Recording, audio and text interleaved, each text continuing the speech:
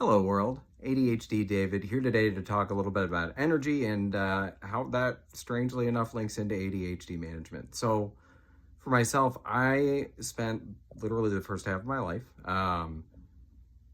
feeling like my kind of superhuman moments, my moments where I would really crush stuff and really do well, were so powerful that the moments that occurred regularly in my life all day every day, where I was like, why is this so hard for me? Everybody else is able to do this. Why is this so hard for me? You should work harder, do better, work harder, do better.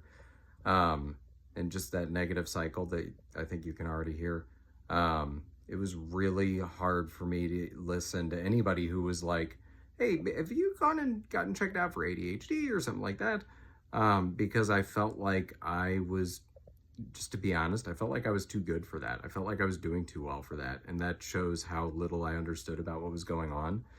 And that was one of my first most helpful change moments, was somebody actually breaking down for me, okay, so if you have ADHD, the prefrontal cortex in your brain is not going to work. It is underdeveloped. It is not going to work as well. You are going to have a tougher time with impulse control. You're going to have a tougher time with emotional regulation.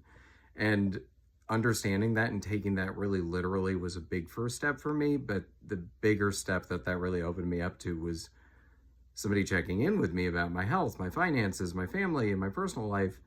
And I was like, yeah, everything's going fine. Everything's going fine. Like, I'm able to make all this happen. And they were like, but how hard are you trying for all of this? And that was a big moment for me. And I'm so grateful for that moment, because when you start thinking of your ADHD very literally, if you're in that boat or if you're neurodivergent, when you start thinking of it very literally and you think of like your brain power is only 100 for a neurotypical person, imagine if certain areas are cranked down to 90, 70, something like that.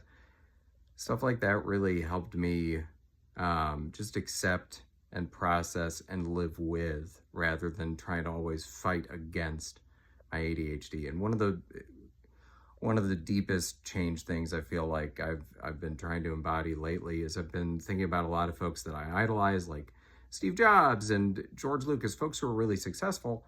And a common denominator for them is they did not spend all day worrying and stressing about their weaknesses like I used to before I accepted my ADHD.